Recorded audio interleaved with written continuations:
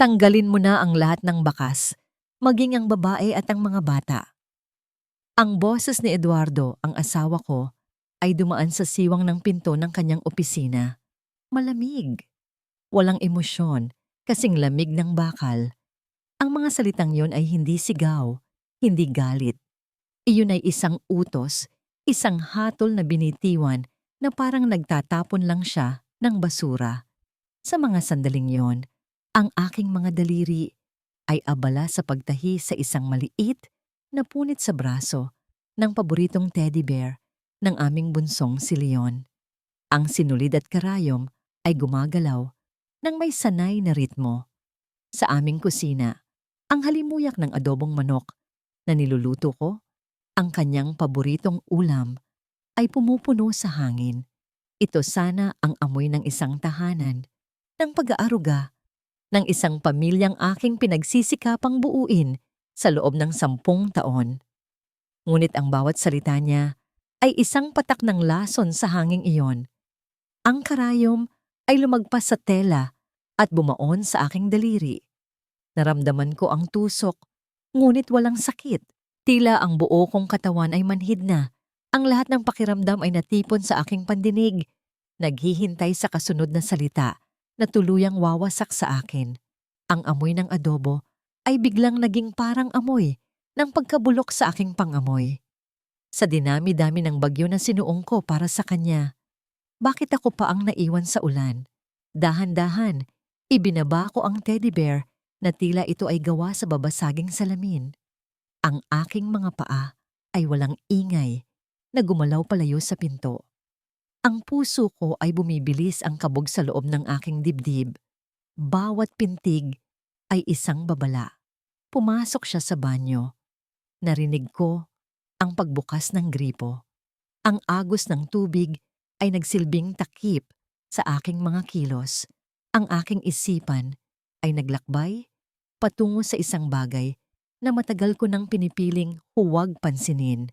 Ang safe na nakatago sa likod ng isang painting sa aming silid.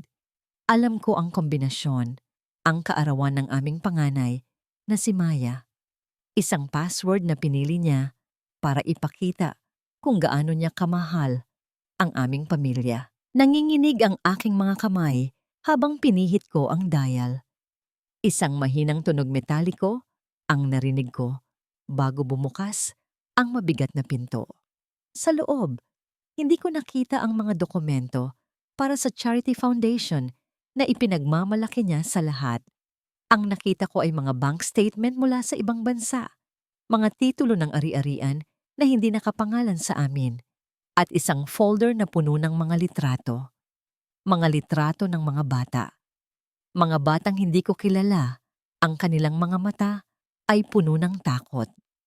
Ang hininga ko ay tila ninakaw mula sa aking mga baga. Hindi lang ito tungkol sa ibang babae Ito ay isang bagay na mas madilim, mas karumal-dumal. Si Eduardo, ang aking asawa, ang ama ng aking mga anak, ay isang halimaw. Nabitawan ko ang folder at kumalat ang mga papel sa sahig sa isang magulong paraan. Sakto namang bumukas ang pinto ng banyo. Lumabas si Eduardo, isang tuwalya lamang ang nakapalibot sa kanyang baywang. Ang kanyang buhok ay basa pa. Nakita niya ako. Nakita niya ang mga papel sa sahig. Ngunit walang gulat sa kanyang mukha. Isang ngiti lamang ang gumuhit sa kanyang mga labi. Isang ngasang ngiti na nagpatindig sa lahat ng balahibo sa aking katawan. Eduardo, ano ang lahat ng ito? Ang boses ko ay bahasag. Isang pakiusap na sana ay mali ang lahat ng nakikita ko. Naglakad siya palapit. Hindi inaalis ang kanyang mga mata sa akin. Akala mo, Reyna, ka dito? Na dahil asawa kita, pag-aari mo ang lahat ng ito? Hinawakan niya ang aking buhok, ang kanyang mga daliri ay humigpit na parang bakal. Isa ka lang palamuti, Maricela, at ang mga palamuti, tinatapon kapag lumana. Ibinagsak niya ang aking ulo at ako'y napasalampak sa sahig. Walang awa sa kanyang mga mata, tanging pagkasuklam. Iyon na ang hudyat. Tumakbo ako. Hindi ako lumingon. Ang tanging nasa isip ko ay ang aking mga anak. Kinuha ko sila mula sa kanilang mga kama. Ang kanilang mga katawan ay malambot at mainit sa aking mga braso. Sinunggaban ko ang emergency bag na matagal ko nang inihanda sa ilalim ng aparador. Isang bag na puno ng takot at what-ifs. Habang papalabas, ang aking mga mata ay napadpad sa aming wedding portrait na nakasabit sa dingding. Ang Maricela sa litrato ay nakangiti, puno ng pag-asa. Kinamuhian ko siya. Kinamuhian ko ang kanyang katangahan. Sa huling pagkakataon, sinulyapan ko ang teddy bear ni Leon sa sofa. Bumalik ako at kinuha ito. Sa loob nito ay nakatago ang isang maliit na USB drive. Naglalaman ng mga kopya ng ilang dokumentong nagdududa ako noon. Ito na lang ang natitira kong sandata. Sa loob ng isang bus na papalayo sa Maynila, papalayo sa buhay na akala ko ay akin. Niyakap ko ng mahigpit ang aking mga anak. Ang ugong ng makina ng bus ay tila isang malungkot na oyayi sa gitna ng rumaragasang ulan sa labas. Nag-vibrate ang aking telepono sa aking bulsa. Isang text message. Galing sa bangko. Your joint account has been frozen and is under investigation. Iyon ang huling pako sa aking kabaong. Tinanggalan niya ako ng lahat. Ng pangalan, ng pera, ng tahanan. Wala na akong babalikan. Wala na akong patutunguhan. Napatingin ako sa labas ng bintana. Sa daang nilalamon ng dilim at ulan. Kami ay mga dahong tinangay ng bagyo. Walang direksyon. At walang sino man sa mundo ang nakakaalam na kami ay nawawala.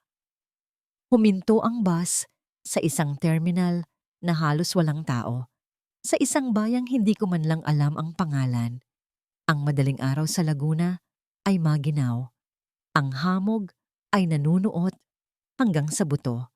Ang huling piraso ng pera sa aking pitaka ay ipinambili ko ng 3 piraso ng pandesal at isang bote ng tubig. Iyon na ang lahat ng mayroon kami sa mundo. Ang kumakalam kong sikmura ay hindi ko ininda.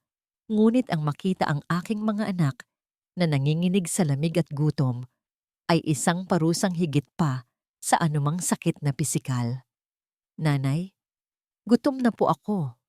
Bulong ni Leon. Ang kanyang maliliit na kamay ay mahigpit na nakakapit sa aking damit. Eto, baby, sabi ko. Inabot sa kanya ang isang buong pandesal. Hinati ko ang natitirang 2 para sa amin ni Maya. Ngunit bago ko pa man maisubo ang aking bahagi, iniabot sa akin ni Maya ang kalahati ng kanya. Para sa'yo, nanay, sabi niya sa isang munting tinig. Para malakas ka po.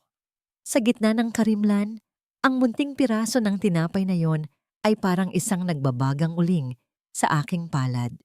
Isang paalala na mayroon pa akong dahilan para lumaban. Naglakad kami ng walang patutunguhan. Ang mga paa ay dinadala kami kung saan man may liwanag mula sa poste. Hanggang sa narating namin ang isang malaking tarangkahan ng isang hasyenda.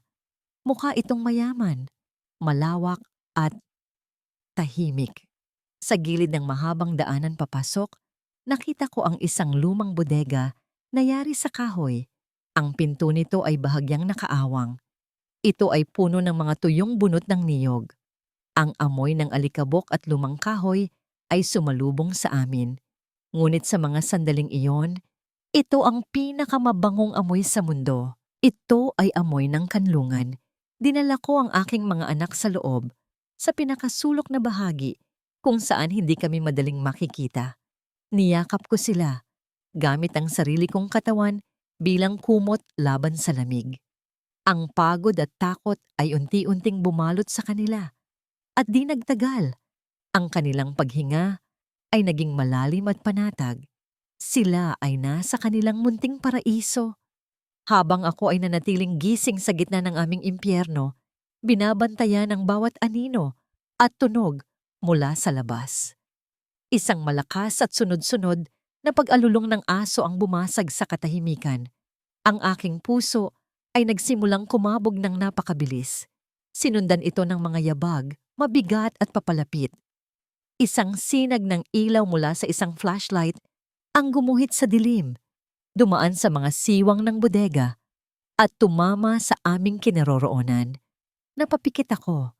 Ang pinto ay marahas na bumukas, lumikha ng isang malakas na ingay na gumising sa aking mga anak.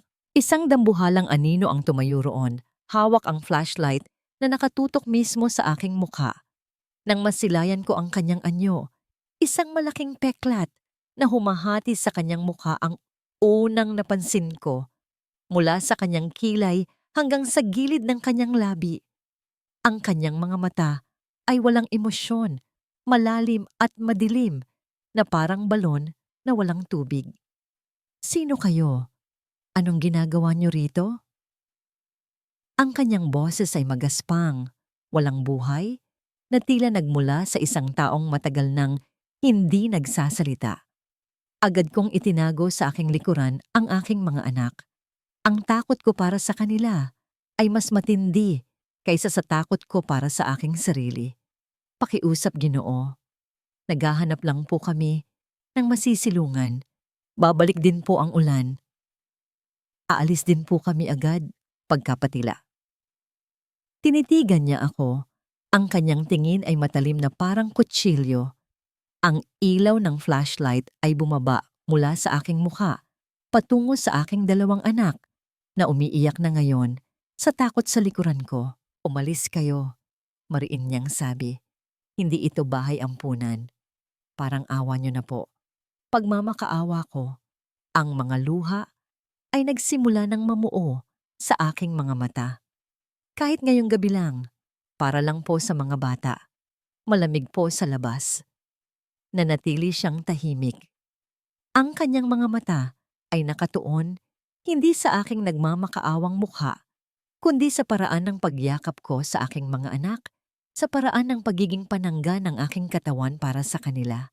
May kung anong nagbago sa kanyang mga mata, isang saglit na kislap ng isang bagay na hindi ko mawari, isang bagay na malungkot, isang bagay na masakit. Matagal siyang hindi kumibo. Ang tanging maririnig ay ang paghinga naming 3 at ang unti-unting paglakas ng hangin sa labas. Akala ko ay itataboy na niya kami, ngunit sa halip ay ibinaba niya ang flashlight. Tumalikod siya. Sa bodega lang, sabi niya nang hindi lumilingon. Ang kanyang boses ay nanatiling magaspang, ngunit nawala na ang matigas na tono. Bukas, umalis na kayo. At naglakad na siya palayo. Nilamon ng dilim. Iniwan kaming 3 sa katahimikan ng bodega. Niyakap ko ang aking mga anak. Ligtas kami, kahit sa gabing ito lang. Ngunit habang muling pumatak ang ambon sa yero ng bubong, isang tanong ang umaling-aungaw sa aking isipan. Paano naman ang bukas? Hindi pa lubusang sumisikat ang araw nang nagising ako, ngunit tila nag-iisa na ako sa mundo. Ang mga bata ay mahimbing pa. Ang kanilang hininga ay mainit at panatag laban sa aking leeg. Naramdaman ko ang pait sa aking lalamunan. Isang pait na gawa sa kahiyan at pagod. Kailangan kong umalis. Ngunit bago yon, kailangan kong magbayad ng aking utang na loob. Dahan-dahan akong tumayo. Ang aking mga kalamnan ay nananakit mula sa magdamag na pagkakayuko. Sinimulan kong ayusin ang mga pinagkainan namin at winalis ang mga alikabok sa bodega. Habang abala ako, isang matandang babae ang lumitaw sa bukana. Ang kanyang mukha ay may bakas ng mahabang karanasan. Ang kanyang mga mata ay matalas, ngunit may kaunting init. Siya si Aling Sion, ang kasambahay na nakita ko sa malayo. Sa una, ang kanyang tingin ay puno ng pag-iingat at pagdududa. Tila iniisip niya kung sino ako at kung anong masamang hangarin ang dala ko. Magandang umaga po. Bati ko, yumuko ng bahagya. Magandang umaga rin. Ikaw ba ang di umano'y nagtago sa bodega? Ang kanyang boses ay kalmado, ngunit ang diin sa salitang di umano'y ay nagpahiwatig ng kanyang pag-aalinlangan. Opo, humihingi po ako ng paumanhin, Aling Sion. Hindi po namin intensyon na manggulo. Gusto ko lang pong linisin ito bago kami umalis. Tinitigan niya ang aking mga kamay. Ang mga kamay na may mga peklat mula sa pagiging asawa ng isang politiko, ngunit puno ng kalyo mula sa paglalaba at paggawa ng bahay. Bigla siyang lumambot. Sa halip na magtanong pa, iniabot niya sa akin ang isang bowl ng mainit na nilagang manok at kanin. Kumain ka. Ikaw at ang mga bata. Huwag mong isipin ang pag-alis. Magkwento ka muna sa akin. Dinala ko ang pagkain sa mga bata. Nang magising sila at makita si Aling Sion, si Maya at Leon na sinanay sa urban na etiquette, ay nag-alinlangan muna. Ngunit nang makita nila ang pagkaing dala ni Sion, lumapit sila at nagpagmamano sa kanya. Ang magaspang na kamay ni Sion ay nanatiling nakahawak sa ulo ni Maya. Sa loob ng ilang saglit, natigilan si Aling Sion. Isang matagal nang nawawalang init ang unti-unting lumabas sa kanyang mga mata. Sa unang pagkakataon, nakita ko ang isang ngiti, kahit bahagya, sa kanyang labi. Sa sandaling iyon, alam kong mayroon kaming isang tagapagtanggol sa bahay na yon. Ngunit ang kapayapaan ay hindi nagtagal. Mabibigat na yabag ang umugong sa lupa, kasabay ng tunog ng makina ng sasakyan na huminto sa tapat ng bahay. Si Dante, na ngayon ay nakasuot ng malinis na kamiseta, ay nagmadaling lumabas. Sa likuran niya, sumunod ako. Mahigpit na niyakap ang aking mga anak. Isang lalaking may uniforme, ang kapitan ng barangay, ang bumaba mula sa jeep. Ang kanyang mukha ay pamilyar. Nakita ko siya minsan sa opisina ni Eduardo. Ang kanyang mga mata ay naghahanap ng isang bagay o isang tao. Magandang araw, Ginoong Alcacid, sabi ng kapitan. Ang kanyang ngiti ay hindi umabot sa kanyang mga mata. Napabalitaan lang namin na may mga undocumented na tao daw sa lupain nyo. Standard check lang po. Undocumented? Tanong ni Dante. Ang kanyang boses ay kalmado, ngunit may pahiwatig ng awtoridad na hindi ko pa naririnig. Sino ang nag-ulat? May warrant ba kayo? Alam nyo, Kapitan, ang intrusion sa pribadong ari-arian ng walang wastong dokumento ay may legal na implikasyon. Nagbago ang kulay ng mukha ng kapitan. Tila hindi niya inaasahan ang legal na wika ni Dante. Tila may alam si Dante tungkol sa batas. Wala naman po, Ginoo. Concerned citizen lang po. Sige po, aalis na kami. Pero pakisiguro po na alam nyo ang pinapasok nyo. Umalis ang kapitan, ngunit ang banta ay nanatili. Hindi pa kami nakakabawi sa insidente. Isang puting luxury car ang humarurot papasok sa driveway. Lumabas si Tia Remedios, ang emosyonal na kaaway ni Dante. Ang kanyang damit ay mamahalin, ang kanyang tindig ay mayabang, at ang kanyang mukha ay puno ng pagkasuklam nang makita niya ako. Aba, Dante, sabi niya. Ang kanyang tinig ay matinis. Ilang araw ka palang nagpapasok ng kung sino-sino, may problema na agad sa pulis. Sino ba yang babaeng yan? Mukhang galing lang sa kalsada. Baka naman gold digger na magsasayang lang ng mana mo sa dulo. Tiningnan niya ako mula ulo hanggang paa. Ang kanyang mga mata ay nanunuya. Tingnan mo ang mga bata. Walang class. Hindi ako nagsalita. Ngunit ang aking mga daliri ay humigpit sa aking mga palad. Tila naglalaro siya sa aking kahinaan. Si Dante ay nanatiling tahimik, ngunit ang kanyang mga mata ay nagbabala kay Tia Remedios. Hindi niya ako ipinagtanggol, ngunit hindi rin niya ako hinayaan na mag-isa. Dinala ako ni Dante sa isang den sa loob ng bahay. Ang amoy ng lumang papel at katad ay umalingaw-ngaw sa paligid. Inabot niya sa akin ang isang dokumento. Heto ang solusyon, sabi niya. Ang kanyang mga mata ay walang emosyon. Alam ko na ang kapitan ay inutusan ni Eduardo. Ang tanging legal na paraan para protektahan ka sa lugar na ito ay ang maging lehitimong residente at ang pinakalehitimo ay ang maging ginang Alcacid. Nakatulala ako sa kanya. Kasunduan? Oo, isang kasunduan. Pakasalan mo ako. Sa papel lang. Bibigyan ka ng legal shield laban kay Eduardo. Mananatili ang iyong kalayaan. Walang obligasyong romantiko. Pagkatapos ng lahat ng ito, maaari tayong mag-anol, pero habang nandito ka, ligtas ka. Tinitigan ko ang kanyang seryosong mukha. Ang peklat ay tila mas lalo pang nagiging malalim. Ang pagmamahalan ay isang ilusyon na kamuntikan ng pumatay sa akin. Ang kasal ay isang chain, ngunit ang kasal na ito ay isang bakod na maghihiwalay sa akin at sa halimaw na si Eduardo. Tiningnan ko ang bintana kung saan nakita ko si Aling Sean na naglalaro sa aking mga anak. "Sige po, Gino," sabi ko. Ang aking tinig ay halos bulong. Pumapayag po ako. Kinuha niya ang ballpen at pinirmahan ng papel. Inabot niya ito sa akin. Napakalinis ng kanyang sulat. Inilagay ko ang aking pangalan sa ibaba niya, Maricela Alcacid. Sa isang saglit, naramdaman ko ang takot at isang kakaibang ginhawa. Ngunit hindi ko maiwasang magtanong sa aking sarili. Ang legal shield ba ay isa ring bagong hawla? Ang pagsusuot ng singsing ni Dante ay hindi isang romantikong sandali. Isa itong malamig na transaksyon. Ang singsing ay simple, walang brilyante, tanging purong ginto na tila nagmula pa sa nakaraang buhay niya.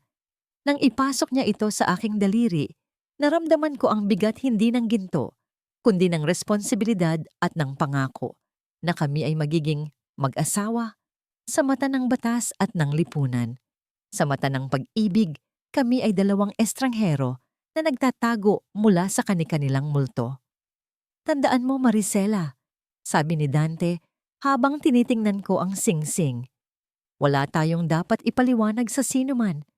Ang kontrata ay nandyan para sa iyong proteksyon at para sa mga bata. Pero ang perception ay ang ating kalasag. We have to play the part." At sinimulan kong gampanan ang bahaging iyon. Ang Hacienda Alcacid ay malawak, ngunit ang loob nito ay parang isang museum, puno ng mga alaala, ngunit malamig at walang buhay. Sa tulong ni Aling Sean, inayos ko ang bahagi ng bahay na inilaan para sa aming pamilya. Sinimulan kong magluto, hindi lamang ng adobo ni Eduardo, kundi ng mga pagkaing Pilipino na may masaganang lasa, na nagbigay ng kulay at amoy sa mga dingding na nakasanayan sa katahimikan. Si Dante, ang halimaw ng Laguna, ay nanatiling malayo. Siya ay nagtatrabaho sa kanyang opisina, madalas ay tahimik na nagmamasid sa akin mula sa malayo. Kapag nagkakasalubong kami sa pasilyo, kami ay nag-uusap lamang tungkol sa mga pangangailangan ng mga bata o sa mga alituntunin ng kasunduan. Ang kilig na inaasahan ng sinuman sa isang bagong kasal ay ganap na wala. Mayroon lamang matinding paggalang at pag-iingat sa pagitan namin. Isang hapon, nakita ko si Dante na nag-iisa sa veranda, nakatingin sa malawak na taniman ng niyog. Nilapitan ko siya.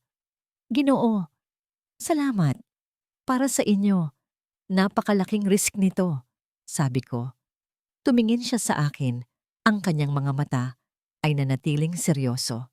"Hindi ko ito ginagawa para sa iyo, Maricela. Ginagawa ko ito dahil alam ko ang pakiramdam ng mawalan ng pamilya. Ayokong maranasan ng mga bata mo yan. Huwag mong isiping utang na loob ito. This is purely business." Alam kong nagsisinungaling siya. Ang kanyang boses ay nagpakita ng isang kakaibang pag-aalala. Ngunit pinili kong maniwala sa kanyang sinabi dahil mas madaling manatili sa papel ng asawa sa kontrata kaysa sa asawa na may paagmamahal. Habang nagiging komportable ako sa aming bagong buhay, si Tia Remedios naman ay hindi mapalagay. Laging mayroon siyang dahilan para bumisita upang magtanong tungkol sa mga dokumento ng ari-arian, upang punahin ang aking pagluluto o upang magbigay ng mga pahiwatig na ako ay isang scammer. "Ikaw, Maricela, dapat alam mo ang iyong lugar," sabi niya habang umiinom ng kape sa sala. "Hindi ka totoong Alcacid. Ang real na babae ni Dante ay nasa larawan pa rin sa kanyang silid. Just know your place." Ang mga salita ni Tia Remedios ay matalas, ngunit hindi na nakakasakit. Alam ko na ang aking lugar ay hindi sa tabi ni Dante, bilang asawa, kundi bilang isang ina na lumalaban. Isang gabi, habang naghahanda ako ng kape para kay Dante na nagtatrabaho sa opisina, tumambad sa akin ang isang hindi inaasahang eksena. Si Tia Remedios ay nagtatago sa likod ng malaking halaman sa may bakod. May hawak siyang cellphone at lihim na kinukuhanan ako ng larawan habang ako ay naglalakad sa hardin. Ang kanyang mukha ay puno ng kasamaan. Lihim akong nagtago at pinanood siya. Matapos kumuha ng ilang larawan, nagmamadali siyang nag-type sa kanyang telepono. Isang notification sound ang tila maririnig kahit sa malayo. Pagkatapos ay mabilis siyang umalis, ang sasakyan niya ay umandar ng mabilis. Lumabas ako sa halaman. Naramdaman ko ang panginginig ng aking kalamnan. Hindi lang siya isang kontrabida na naghahanap ng mana. Siya ay nakikipagsabwatan sa labas at ang mga larawan na kinuha niya ay tiyak na ipadadala sa taong naghahanap sa akin. Nang gabing iyon, matapos matulog ang lahat, pumasok ako sa opisina ni Dante. Nakita ko siyang nakaupo, pinagmamasdan ng isang lumang litrato sa kanyang desk. Ang mukha ng babae sa larawan ay maganda at puno ng buhay. Tumingin siya sa akin. "Sino ang babae sa larawan, Dante?" Tanong ko. Sa kauna-unahang pagkakataon, tinawag ko siya sa kanyang pangalan.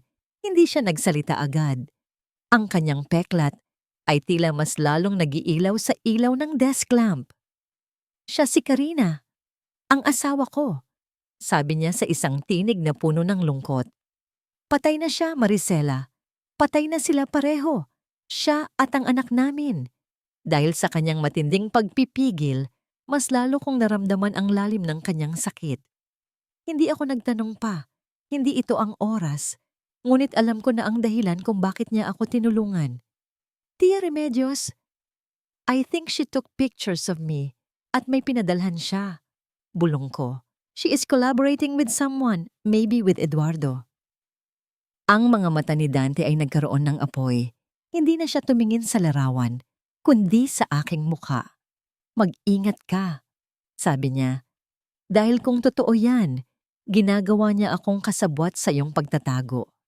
Pero mas seryoso pa sa akin, ginagawa niyang target ang mga anak mo." Ang babala ni Dante ay parang echo sa aking isip. Ang mga larawan ay ipinadala na. Saan? Kailan darating ang mga tauhan ni Eduardo?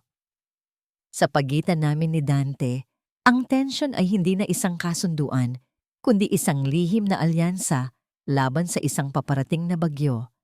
Ang pagtataka at pangamba ay naging gasolina. Ang pagiging asawa sa papel ay nagbigay sa akin ng legal shield, ngunit ang pera at dangal ay kailangan kong likhain para sa sarili ko. Naging mas masipag ako sa loob ng bahay, hindi lamang dahil sa utang na loob kay Dante at Alensión, kundi dahil kailangan kong patunayan sa sarili ko na may halaga ako, higit pa sa pagiging palamuti ni Eduardo. "Maricela, kailangan mo ng sarili mong pera. Hindi mo yan trabaho," sabi ni Alensión isang umaga, habang nag-aayos ako ng mga aparador. "Alam ko po," tugon ko, ngumiti. "Pero kailangan kong maging abala. At bukod pa rito, masarap po maging kapaki-pakinabang."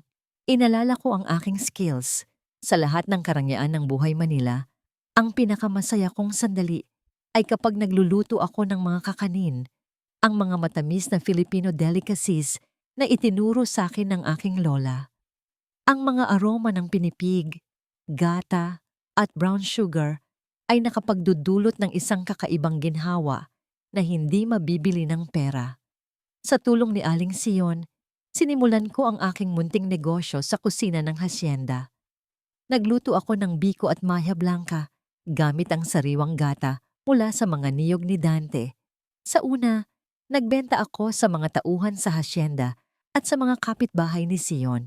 Ang mga tao ay nagugustuhan ng lasa. Ito ay lasa ng pag-ibig, lasa ng home. "Ang sarap, Maricela," sabi ng isa sa mga kasambahay. "Ang galing mo! Bakit hindi mo na lang ituloy? Ang daming gustong umorder." Ang bawat papuri ay parang munting vitamins sa aking kaluluwa. Nag-umpisa akong mag-post ng mga larawan ng aking delicacies sa isang social media account na ginawa ko gamit ang bagong SIM card. Maricelas Delicacies. Mula sa asawa ng isang politician, naging isang home baker ako. Isang hapon, nakaupo ako sa lumang bench sa tabi ng garden. Si Dante ay lumapit, may dalang laptop. Tiningnan niya ako, pagkatapos ay ang laptop. Ito ang aking office sa gabi. Sabi niya, ang kanyang tinig ay malamig. Mayroon akong contact sa Manila, isang abogado na matagal ko nang pinagkakatiwalaan. Si Lorna Reyes. Gusto kong makipagkita ka sa kanya. Kailangan natin siyang ihanda para sa posibleng legal battle kay Eduardo. Ibigay mo sa kanya ang USB mo. Ang pag-aalala ni Dante ay hindi isang romantic gesture. Ito ay isang matalinong move mula sa isang master planner. Ngunit ang kanyang pagiging proactive ay nagbigay sa akin ng kakaibang security. Maraming salamat, Ginoo, sabi ko. Dante, sabi niya, dahan-dahan. Tawagin mo akong Dante, walang Ginoo. Tiningnan ko ang kanyang mata. Sa unang pagkakataon, ang peklat sa kanyang mukha ay hindi ko na nakita. Ang nakita ko ay ang matinding sadness at isang matigas na will na nagtatago sa likuran nito. Dante, ulit ko. Ang kanyang pangalan ay tila isang matamis na kanta. Biglang, ang kanyang atensyon ay nalipat sa aking mga kamay. Nakita niya ang isang maliit na sugat mula sa mainit na arena. Hindi niya hinawakan ang aking kamay, ngunit ang kanyang mga mata ay nanatiling nakatuon dito. Mag-ingat ka. Hindi ka na sanay magtrabaho sa init. Ngumiti ako. Mas gusto ko pa ang init ng kalan kaysa sa lamig ng kanyang palasyo, Dante. Isang iglap ng ngiti ang sumilay sa kanyang mga labi. Isang munting crack sa matigas na fasada niya. Iyon ang una. Ang golden moment.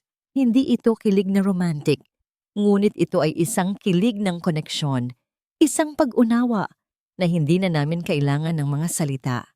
Pagbalik ko sa bahay, nakita ko ang isang notification sa aking phone, isang email mula sa Maricelas Delicacies account. Mayroon akong malaking order, 50 pieces ng bawat kakanin. I-deliver mo sa isang address sa San Juan. Cash on delivery, galing sa a concerned citizen. Ang order ay napakalaki at napakaganda para tanggihan, ngunit ang pangalan ng client at ang hindi pamilyar na address ay nagbigay sa akin ng kaba. Bakit San Juan? Napakalayo na ng San Juan mula sa amin. A concerned citizen. Sino siya? Isang tao ba ito na nakakita sa akin at gusto lang tumulong? O baka isa itong ploy? Ang order ay masyadong convenient, masyadong malaki.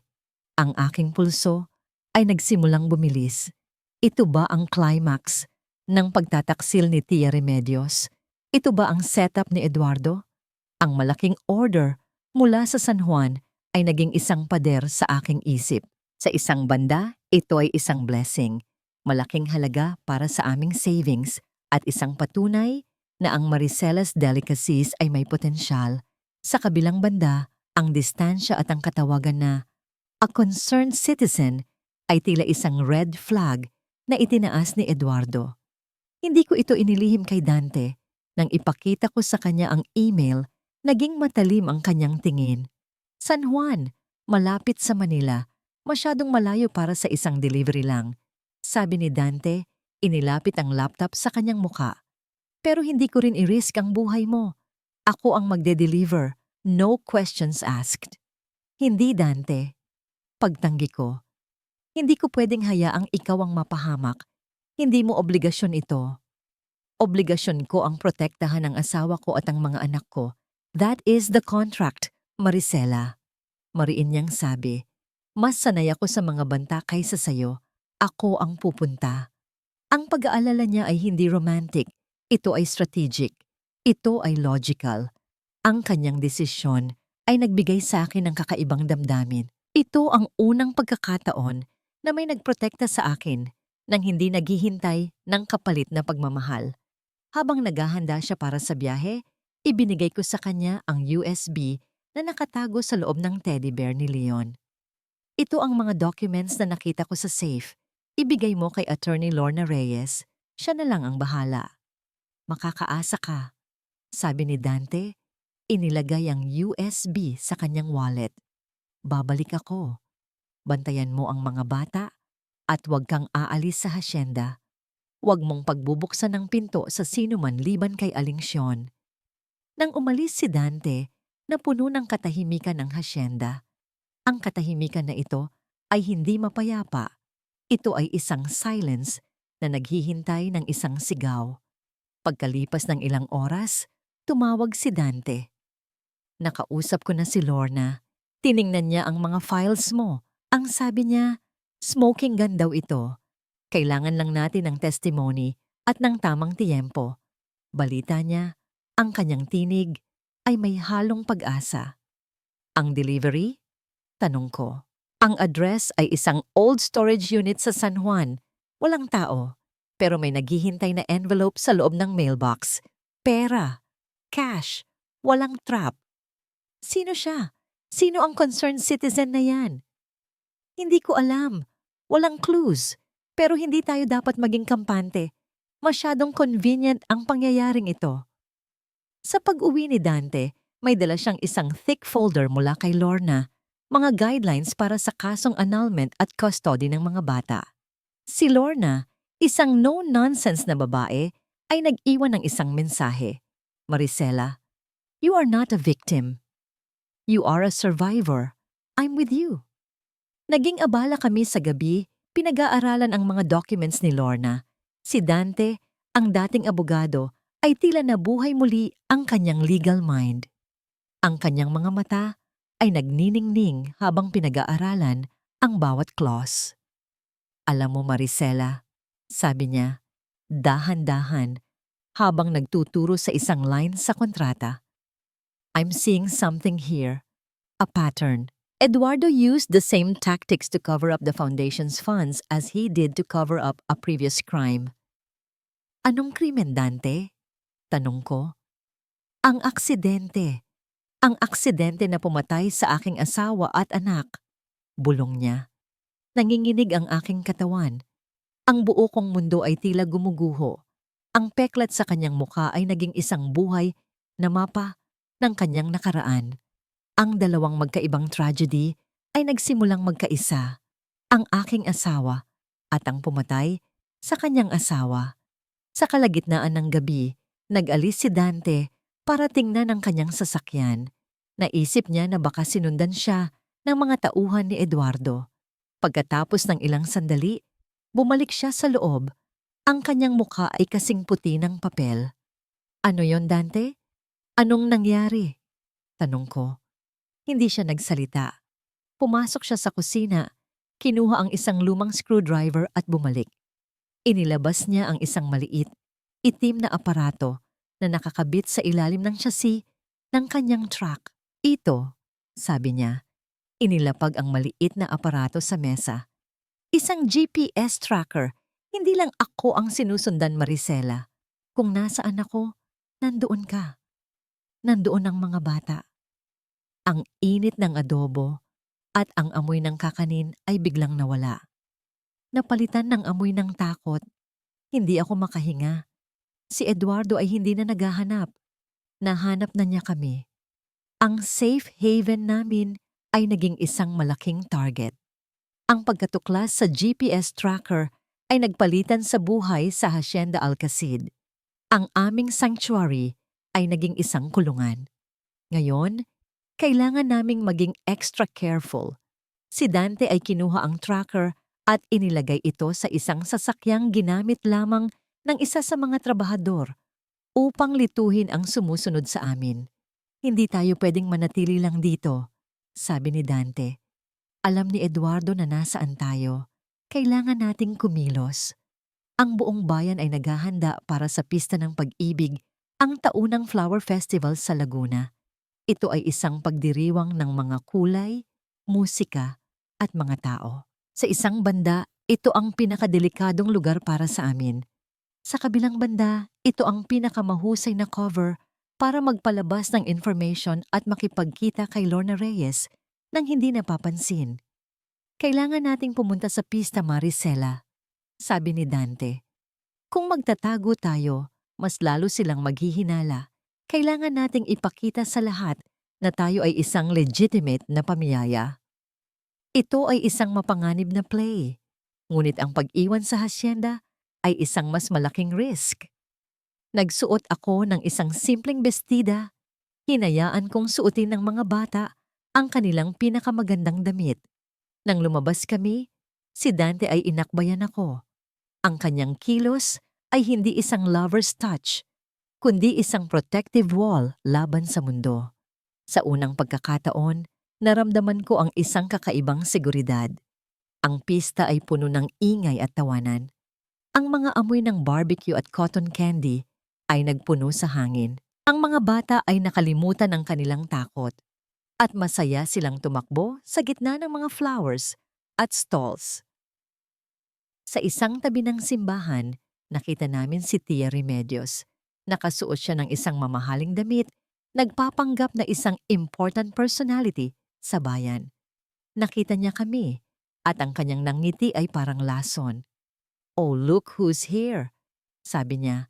Ang kanyang tinig ay matamis, ngunit nakakabingi. Ang bagong ginang Alcacid. Sana ay masisiyahan ka sa mga last days mo dito, Maricela. Alam mo, ang secret sa'y parang bulaklak. Balang araw, lalabas din ang baho. Tiningnan ko siya, kalmado. Kaya mo ba kami sinundan, Tia Remedios? Hindi mo ba gustong makita ang mga bulaklak o ang bagong asawa ng iyong pinsan? Naging pula ang kanyang mukha. Wala akong sinundan. Ako ay well-respected dito. Hindi ako katulad mo, isang babae na tumakas sa kanyang asawa. Nagpatuloy kami sa paglalakad, ngunit alam kong ang kanyang presensya ay hindi aksidente. Ang Flower Festival ay ang kanyang stage. Pagkatapos ng ilang minuto, inutusan ni Dante ang aming driver na kunin ang kakanin ko na naiwan sa bahay. Sa kasamaang palad, si Tia Remedios ay nakita ang driver na bumalik. "Dante, iinom lang ako ng tubig," sabi ko. Hinayaan niya akong pumunta sa isang stall malapit sa parade route.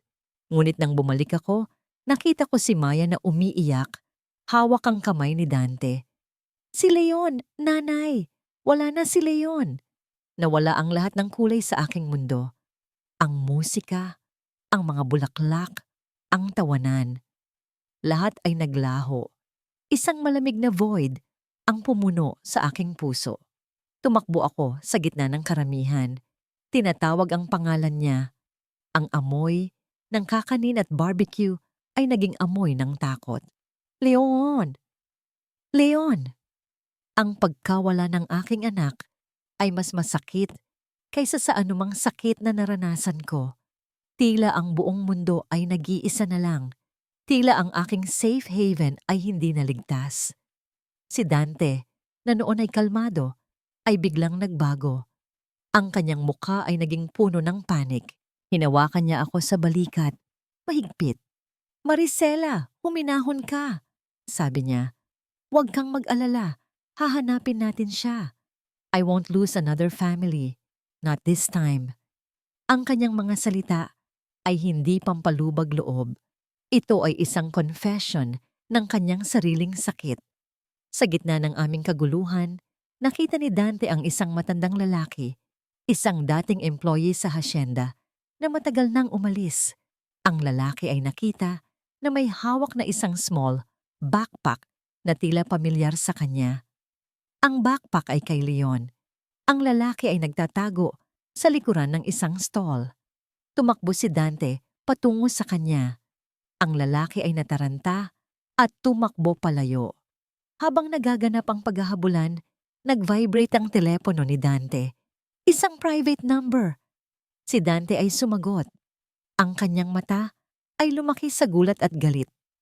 Ang kanyang boses ay naging malalim at puno ng pagkasuklam. "Eduardo, ikaw ba yan?" Narinig ko ang kanyang pangalan. Ang dugo sa aking mga ugat ay tila nagyelo. Ang banta ay hindi lang sa akin. Ito ay isang revenge sa amin pareho. Ang tawag ay naputol.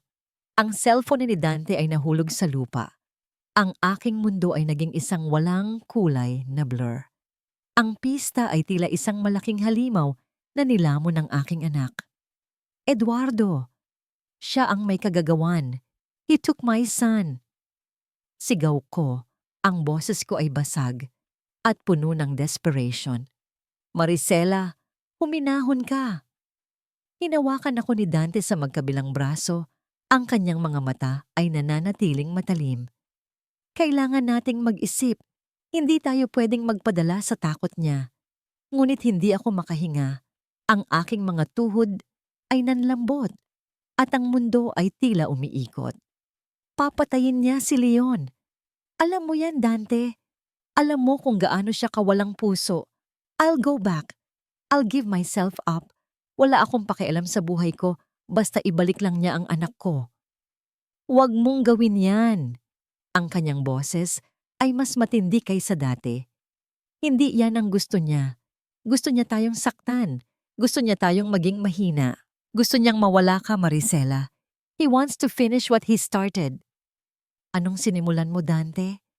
Anong sinimulan mo? Sa gitna ng libu-libong tao sa pista, dinala ako ni Dante sa isang tahimik na sulok sa gilid ng simbahan. Ang kanyang hininga ay mainit at mabilis. Hinawakan niya ang aking mukha gamit ang kanyang kamay. Ang kanyang mga daliri ay humawak sa aking pisngi. Gusto niyang tapusin ang sinimulan niya sa akin, sabi niya. Ang kanyang tinig ay may matinding sakit. Ako ang orihinal na target, Maricela. 10 taon na ang nakalipas. Nag-iimbestiga ako sa mga black operations niya. Noong ako ay isang lawyer, nalaman niya na malapit na akong makakuha ng evidence. At ano? Ang kanyang mga mata ay nag-uwi sa litrato ng kanyang pamilya sa kanyang isip. Ginawa niya itong accident. Inutusan niya ang kanyang mga tauhan na isabotage ang sasakyan ni Karina at ng aking anak. He took my family from me. Ang mga luha ay umagos mula sa kanyang mga mata. Ang kanyang sakit ay nagbuhos tulad ng isang torrent na hindi ko pa nakikita. Ang kanyang peklat ay tila humihingal. Ang aking sakit at ang kanyang sakit ay nagkaisa. Kami ay 2 sugat na nilikha ng parehong monster. Hindi na ako victim ng isang cheating husband. Ako ay target ng isang murderer. Si Leon. Ibig sabihin, hindi lang niya ako gustong saktan. Gusto niyang i-pressure ako para umalis ako at hindi makakuha ng justice para sa'yo. Bulong ko, ang aking utak ay mabilis na gumagana. Kailangan niyang i-shut down ang lahat ng loose ends.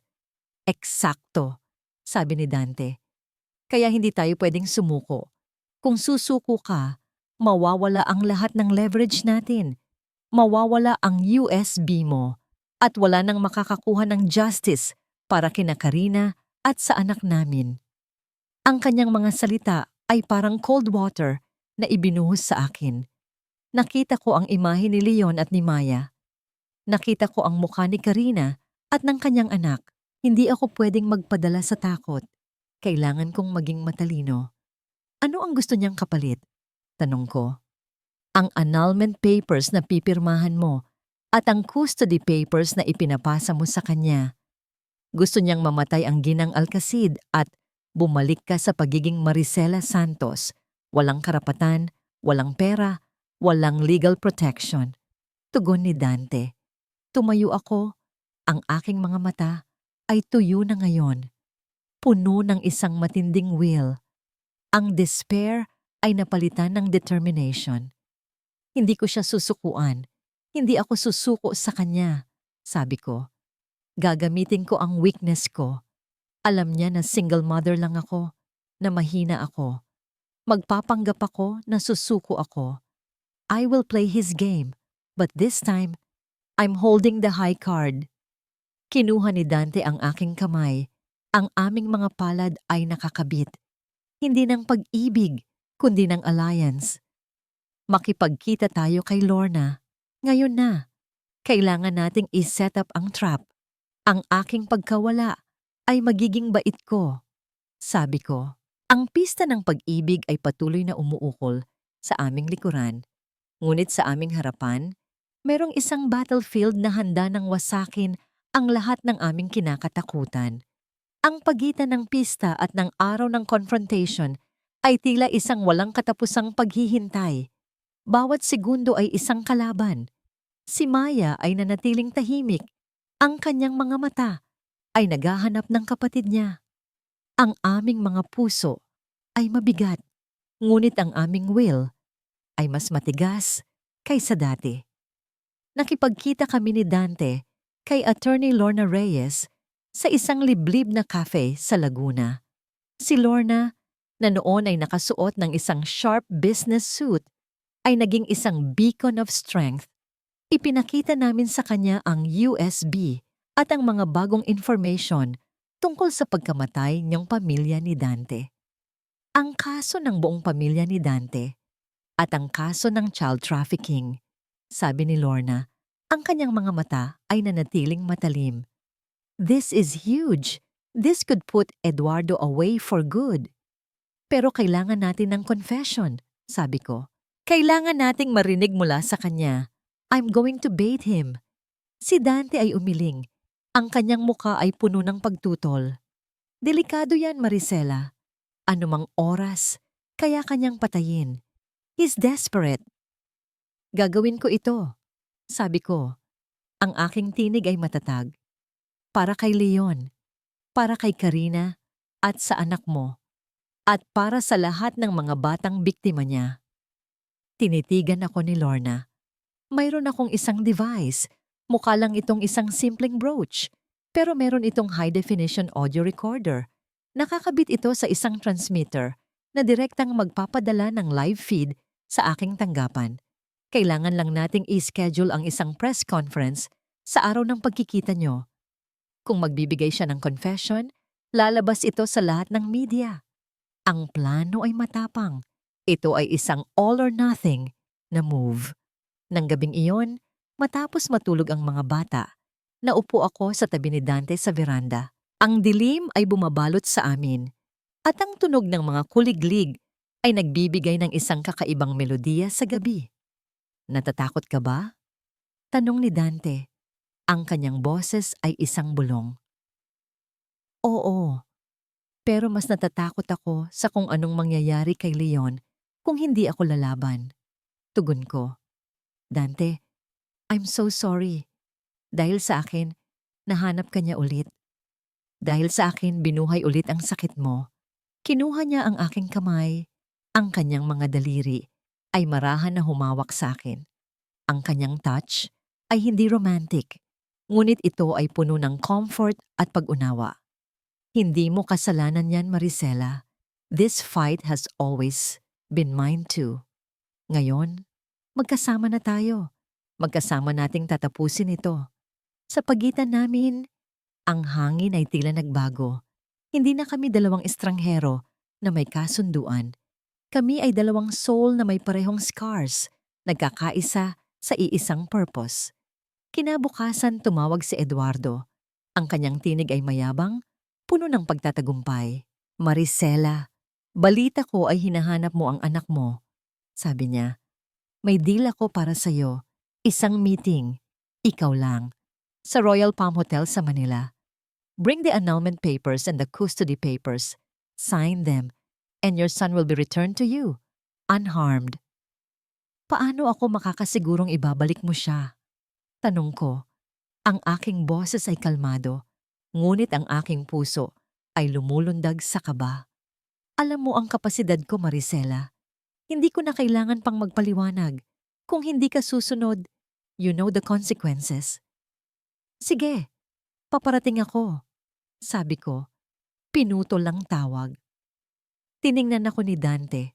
Ang kanyang mga mata ay puno ng pag-aalala. Maricela, siguraduhin mong nakasuot ka ng brooch. Niyakap ko si Maya ng mahigpit. Baby, magiging matatag si nanay ha, para sa inyo ni Leon. Sa araw ng pagkikita, nagsuot ako ng isang itim na bestida. Ang dress na isinusuot ng mga babaeng handang makipaglaban.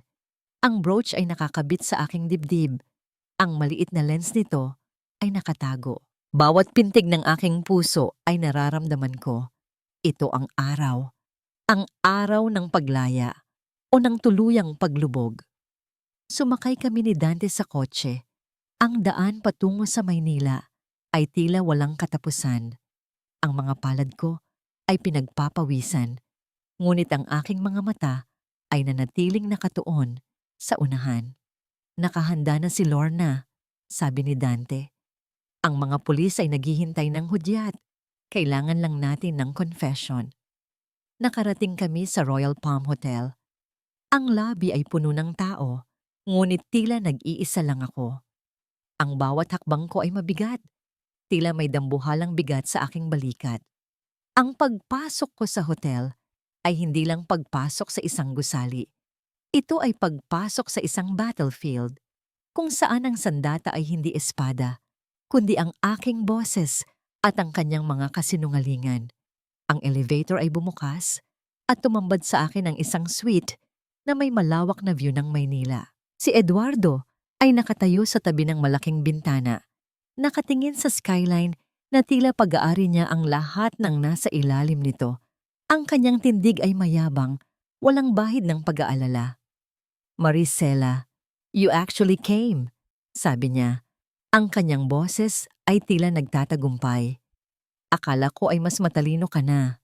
Pero sa dulo, ang mga babae ay laging babalik sa kung saan sila nararapat, sa ilalim ng aking paa. Hindi ako kumibo. Ang aking mga kamay ay mahigpit na nakakapit sa briefcase na may lamang mga annulment at custody papers na peking pipirmahan ko. Ang brooch sa aking dibdib ay tila bumibigat. Ang maliit na lens nito ay nakatutok sa kanya, naghihintay ng bawat salita. "Nasaan si Leon?"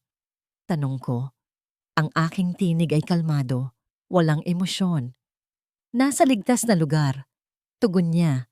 Lumapit sa isang minibar at kumuha ng isang baso ng alak. Pero hindi mo siya makikita hanggat hindi mo nilalagdaan ang mga papel na ito at ang mga documents na meron ka. Ibigay mo sa akin. Inilapag ko ang briefcase sa lamesa. Ang mga papel na ito ay wala ng halaga. Ang marriage natin ay wala ng bisa. Ang tanging gusto ko ay ang aking anak. Ngumiti siya. Isang ngiti na walang sinseridad. "Maricela, napakawalang kwenta mo talaga. Akala mo ba kaya mong talunin ako? Ikaw? Isang babaeng walang pinag-aralan, walang pera, at walang silbi. Ang tanging silbi mo ay maging ina ng aking mga anak. At ngayon, maging threat sa aking posisyon. Ginagamit mo ang mga bata, Eduardo." Sabi ko. Ang aking tinig ay tumaas ng bahagya. "Ginagamit mo ang mga inosenteng bata para sa iyong mga krimen." Bigla siyang nagalit. Inilapag niya ng marahas ang baso ng alak sa lamesa. Ang kanyang mga mata ay nagkaroon ng apoy. "Krimen? Anong krimen ang sinasabi mo, Maricela? Ang pagiging isang powerful na man ay hindi krimen. Ang pagiging isang survivor ay hindi krimen. Ang mga weak lang ang nagiging victim. Ang mga batang biktima ng trafficking," sabi ko, diretso sa kanyang mga mata. "Ang mga batang nawawala dahil sa'yo. Ito ba ang power na sinasabi mo?" Naging mapula ang kanyang mukha. "Masyado kang maraming alam, Maricela. Sa tingin mo, bakit mo pa nakakausap si Dante? Akala mo ba hindi ko nakikita ang mga kilos nyo? Ang mga email sa attorney? Ang mga GPS tracker? Alam ko ang lahat." Naging malamig ang aking buong katawan. Alam niya ang lahat. Hindi na ito bait. Ito ay isang trap na sinadya niya para sa akin. "Hindi ko alam ang sinasabi mo." Pagtanggi ko. "Oh please, ang sweet na Maricela. Akala mo ba ako ay uto-uto? Alam kong ginagamit ka ni Dante. Ginagamit ka niya para makuha ang hustisya niya. Ang hustisya para sa kanyang dead wife at dead child." Ang aking pulso ay bumibilis. Ito ang sandali. Ito ang confession. Hindi ka ba kinikilabutan, Eduardo? Tanong ko. Ang aking boses ay halos bulungo. Ang pumatay ng inosenteng tao, ang i-orchestrate ang isang aksidente para sa iyong sariling kapakanan? Ano ang kaibahan mo sa isang halimaw? Tumawa siya, isang tawa na puno ng pagkamuhi. Halimaw? Ako? Maricela, ang innocence ay isang luxury na hindi ko kayang bilhin. Ang weakness ay isang liability. Kung hindi ko ginawa yon, ako ang mamamatay. Si Dante ang sisira sa lahat ng itinayo ko. He was a threat, and I eliminated the threat. Kaya mo rin pala akong patayin. Tanong ko, ang aking tinig ay nanginginig. Lumapit siya sa akin, ang kanyang hininga ay amoy alak. Oo, I will eliminate any threat to my empire, even you, even your children. Kapag napirmahan mo na ang mga papel na ito, makikita mo ang iyong anak. Ngunit pagkatapos, Maricela, mawawala ka na. Just like Karina, just like her child, just like all the evidence against me. Inilapag niya sa lamesa ang mga annulment papers at isang bolpen. Pirman mo, ngayon na, o ang anak mo ang magbabayad ng iyong katigasan ng ulo. Ang aking kamay ay kumakagat sa loob ng aking briefcase. Kinakapa ang maliit na pindutan ng brooch. Nagawa na niya ang confession. Bakit mo gustong patayin si Karina? Dahil lang ba sa threat? Tanong ko. Sinusubukang manatiling kalmado. Ngumiti siya. Hindi lang. She was starting to suspect. Ang asawa mo, si Dante, ay malapit na sa truth. Nalaman niya ang tungkol sa shipping routes ko. Ang aking charity foundation ay ang perfect cover. At si Karina, she was too nosy. A dead wife is a silent wife. Ang mga salita niya ay parang dagger na tumusok sa aking puso. Siya ay hindi lang isang kriminal. Siya ay isang demonyo. Ganoon din ba ang mangyayari sa akin, Eduardo? Tanong ko. Naglakad siya palayo sa akin, papunta sa bintana. Tinitingnan ang Maynila na tila ito ay ang kanyang korona. Sa ngayon, pipirmahan mo lang ang mga papel. Pero ang future mo, Maricela, nasa aking mga kamay. Ang kanyang likod ay nakaharap sa akin. Ito ang sandali. Ang signal. Ngayon, ang trap ay handa na para sa kanya. Nakatayo ako. Ang aking mga mata ay nakatuon sa likod ni Eduardo habang pinagmamasdan niya ang skyline ng Maynila. Ang kanyang mga salita ay umalingaw-ngaw sa aking isip. Bawat isa ay isang patunay ng kanyang kasamaan. Hindi na siya isang tao. Siya ay isang simbol ng lahat ng kasamaan na naranasan ko. Sa ngayon, pipirmahan mo lang ang mga papel, pero ang future mo, Maricela, nasa aking mga kamay. Ang kanyang boses ay puno ng kayabangan. Ito na ang sandali. Ang aking kamay ay kumapa sa maliit na pindutan ng brooch. Gamit ang huling lakas na naiwan sa akin, pinindot ko ito. Isang mahinang click, ang tila naririnig lamang sa aking pandinig. Isang signal na ipinadala sa kawalan. Alam mo, Eduardo, sabi ko, ang aking boses ay tumatag. Ang mga kamay na yan ang nagbigay sa akin ng pain. Pero hindi kailanman ang mga kamay na yan ang magdidikta sa aking future at hindi ka kailanman magtatagumpay sa iyong mga kasamaan. Biglang bumukas ang pinto ng suite. Pumasok si Attorney Lorna Reyes kasama ang ilang federal agents na nakasuot ng vests. Ang kanilang mga mukha ay seryoso. Ang kanilang mga mata ay nakatuon kay Eduardo. Sa likod nila, si Dante ay nakatayo. Ang kanyang tingin ay puno ng galit at isang kakaibang ginhawa. Nagulat si Eduardo. Ang kanyang ekspresyon ay naging blanko. Ang baso ng alak na hawak niya ay nahulog sa carpet. Walang tunog na narinig. Senador Villafuerte, sabi ni Lorna, ang kanyang boses ay malakas at malinaw. Ikaw ay inaresto sa salang child trafficking, obstruction of justice, at conspiracy to murder. Mayroon kami ng lahat ng evidence na kailangan namin, pati na ang iyong confession. Naging puting-puti ang mukha ni Eduardo. Tiningnan niya ako. Ang kanyang mga mata ay puno ng pagtataksil at matinding galit. Maricela, you set me up. Ikaw ang nagturo sa akin, Eduardo. Tugon ko, kalmado.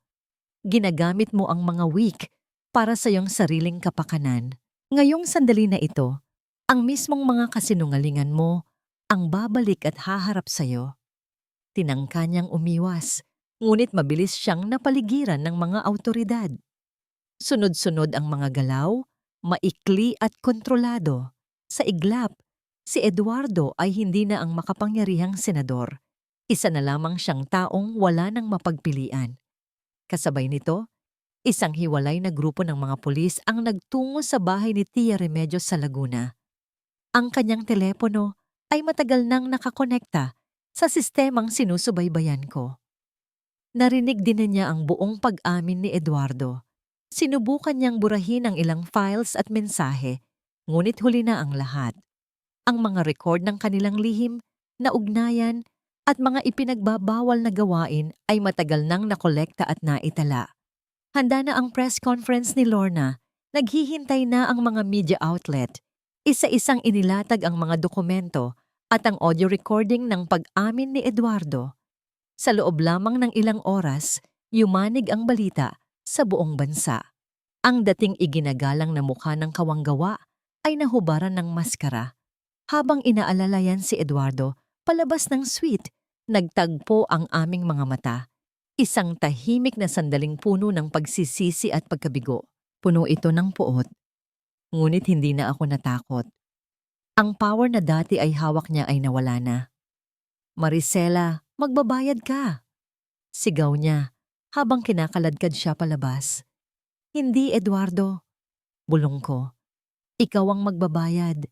Ikaw at ang lahat ng iyong mga kasinungalingan. Niyakap ako ni Dante. Ang kanyang yakap ay matatag, puno ng ginhawa. Nahanap na nila si Leon. Bulong niya. Nasa ligtas na siya. Nasa ospital para i-check up. Ang mga luha ay nagsimulang dumaloy mula sa aking mga mata. Hindi ng sakit, kundi ng paglaya. Si Leon ay ligtas. Ang mga bata ay ligtas. Sa labas ng suite, ang mga reporters ay naghihintay.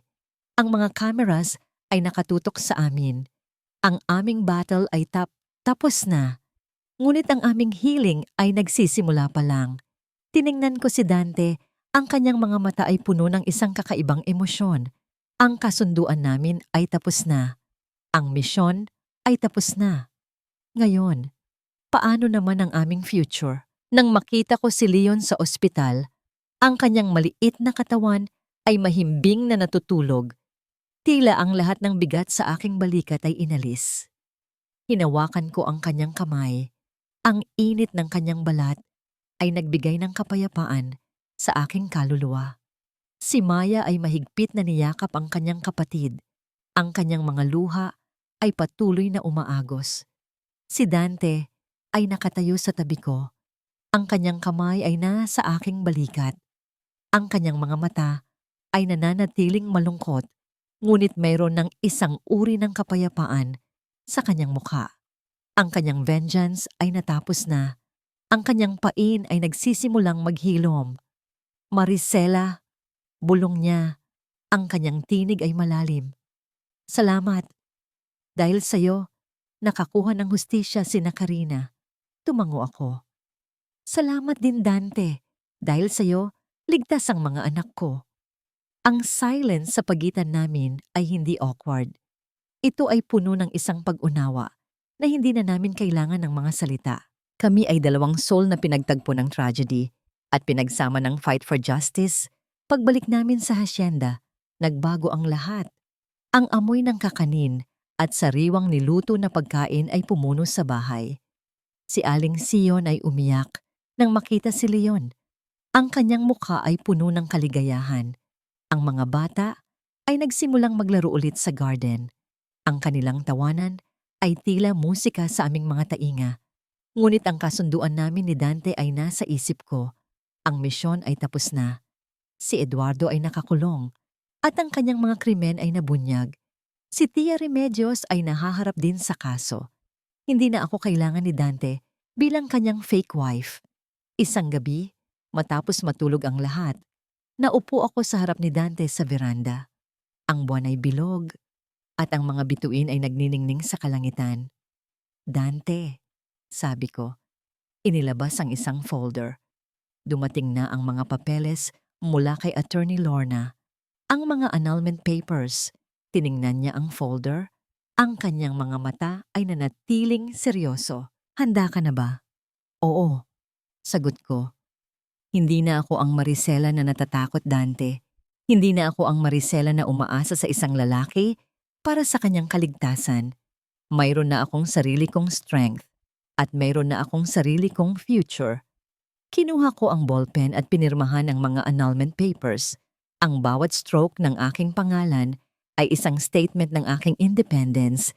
Hindi ito isang pagtatapos, ito ay isang panimula. Pagkatapos, inilabas ko ang isa pang dokumento. Ito ay isang business proposal, isang partnership agreement para sa Maricela's Delicacies. Dante, sabi ko, inabot sa kanya ang proposal. Gusto kong magsimula ng isang bagong buhay dito.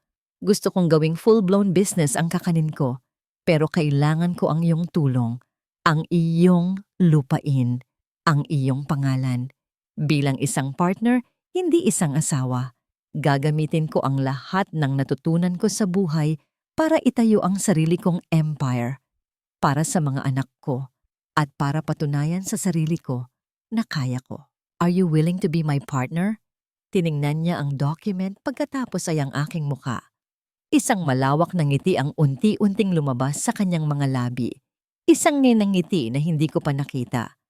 Ang kanyang mga mata ay nagniningning, puno ng paghanga at isang kakaibang pag-asa. Maricela Alcacid, sabi niya.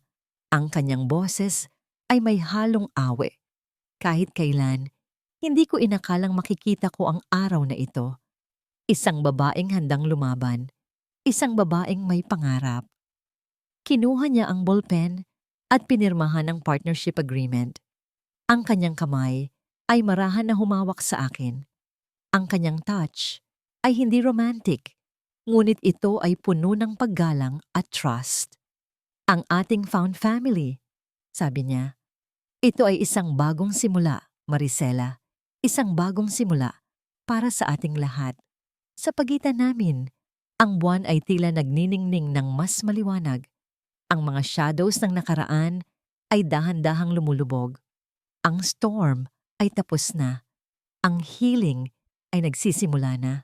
At sa halip na isang romantic partner, nahanap ko ang isang ally, isang friend, isang family na magkasama naming itatayo ang aming future. At sa halip na isang romantic partner, nahanap ko ang isang ally, isang friend, isang family na magkasama naming itatayo ang aming future. Mga mahal kong tagapakinig, mula sa kaibuturan ng puso ko, maraming salamat sa pagsama sa akin sa paglalakbay na ito. Sa bawat letra, sa bawat salita, sinikap kong isulat ang isang kwento na hindi lamang pupukaw sa inyong damdamin, kundi magbibigay rin ng pag-asa at inspirasyon. Habang sinusulat ko ang kwento ni Maricela, ramdam ko ang kanyang sakit, ang kanyang tapang, at ang kanyang pangarap. Ang pinakamahirap na parte ay ang isipin na may mga babaeng katulad niya. Mga babaeng nagdurusa sa ilalim ng mga kamay ng mga taong dapat sana'y nagmamahal sa kanila. Ang kwentong ito ay hindi lamang katang-isip. Ito ay hango sa mga totoong karanasan ng maraming kababaihan sa ating lipunan. Ito ay hango sa aking pagnanais na magbigay boses sa mga walang boses at magbigay liwanag sa dilim ng kanilang pagdurusa. Naway ang kwentong ito ay magsilbing paalala na ang pag-ibig ay hindi dapat magdulot ng sakit kundi ng kaligayahan at kapayapaan. Naway magsilbi itong inspirasyon upang tayo ay maging matapang, maging malakas, at huwag kailanman sumuko sa ating mga pangarap. Sa mundo ng panloloko at kasamaan, naway maging ilaw tayo ng pag-asa at kabutihan. Huwag nating hayaang lamunin tayo ng dilim. Bagkus, maging liwanag tayo na magpapaliwanag sa daan ng iba. Nais kong itanong sa inyo, kaya nyo rin bang patawarin ang taong nagkasala sa inyo? Kaya nyo rin bang magsimula muli, kahit na ang nakaraan ay puno ng sakit at pagdurusa? Naway ibahagi ninyo ang inyong mga saloobin at karanasan sa mga comments sa ibaba. Huwag kalimutang i-like ang video na ito at i-share sa inyong mga kaibigan. Sa pamamagitan ng ating pagkakaisa, kaya nating magdulot ng pagbabago. Maraming salamat muli, mga minamahal kong tagapakinig. Naway ang liwanag ng pag-asa ay manatili sa inyong mga puso.